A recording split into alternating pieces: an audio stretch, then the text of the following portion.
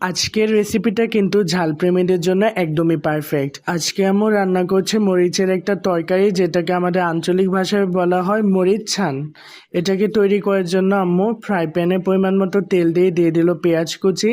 পেঁয়াজটাকে একটু সটে করে নিয়ে পরিমাণ মতো লবণ, পরিমাণ মতো হলুদের গুঁড়া, পরিমাণ মতো ধনিয়ার গুঁড়া দিয়ে একটু নেড়ে চেড়ে দিয়ে দেওয়া হলো ভেজা ফেওয়া শুটকি। শুটকিটাকে আগে থেকে কিন্তু ধুয়ে পরিষ্কার করে নেওয়া হয়েছিল।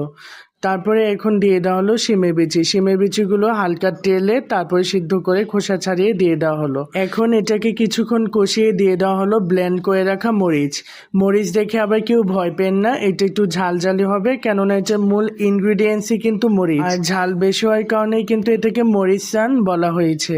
তারপর একদম শুকনো শুকনো করে রান্না করে উপর থেকে একটু বিলাতি পাতা কিংবা ধনিয়া পাতা দিয়ে নেড়ে নামিয়ে নিলেই কিন্তু এই মজাদার রেসিপিটা একদম রেডি। গরম ভাতের সাথে খেতে কিন্তু দারুণ লাগে। ধন্যবাদ।